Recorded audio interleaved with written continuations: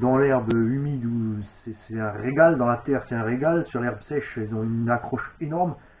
Et moi j'adore rouler plein gaz avec ces pneus dans la pelouse et voir la pelouse gicler derrière comme si j'étais en train de rouler avec un hors-bord dans l'eau.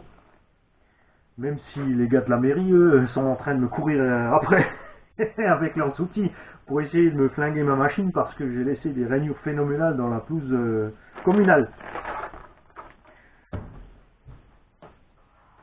Donc pas cher, très résistant. Ensuite, l'autre avantage c'est qu'ils ont des jantes à déport, donc inutile d'acheter des élargisseurs, votre machine est d'office plus large. Bien sûr ça va pas sur toutes les machines selon la taille qu'on a, le look qu'on cherche. Ça change du tout au tout. Après vous avez bien sûr toute la gamme Proline, les Badlands et je ne sais pas quoi les compagnies qui sont excellents, ça c'est sûr, les Proline Badlands sont super, mais n'oubliez jamais, plus votre pneu a de crampons, plus il accroche, plus la transmission va souffrir. Et c'est la raison pour laquelle les constructeurs dans les kits RTR vous mettent toujours des pneus moyens. Un pneu qui patine à l'accélération va permettre au moteur de monter dans les tours sans forcer sur l'embrayage, sans faire partir votre véhicule sur les roues arrière, donc sans forcer sur votre différentiel arrière. La raison des pneumatiques à accroche moyenne chez les constructeurs est tout simplement là. Si vos roues patinent, le moteur comme il peut monter dans les tours, il va donc chauffer moins, puisqu'il aura moins d'efforts à fournir pour mettre le véhicule en mouvement et ensuite pouvoir partir. Parce que généralement, à atteindre un certain nombre de tours, votre pneu va accrocher quand même.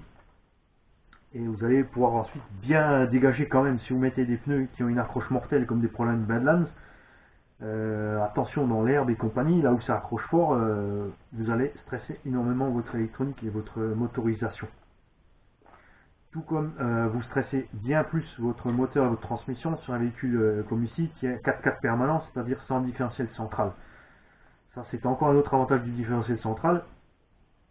Il va économiser votre transmission vu que vous allez accélérer, l'avant va se délester, les roues avant vont pouvoir ballonner. Et ensuite selon l'huile que vous allez utiliser dans le différentiel central, en montant dans les tours, l'effort va quand même être réparti sur le train arrière, votre véhicule va partir. 4x4 permanent, réaction très rapide, mais plus de stress, plus de consommation. Vous le voyez surtout si vous avez des véhicules comme un Slash, avec le V8 est un très bon moteur, mais quand même relativement moyen.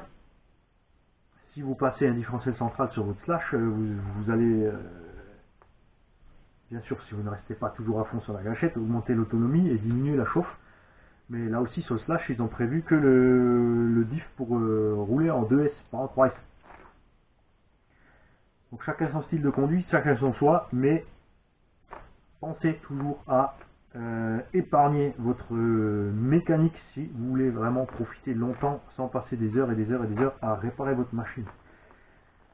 Assurez-vous bien, si vous montez plusieurs options qui viennent de plusieurs constructeurs différents, de la compatibilité des choses, parce que vous allez pouvoir par exemple mettre des bras RPM, des fusées GPM, même si je ne suis pas un grand fan de GPM parce que c'est de l'alu vraiment de basse qualité.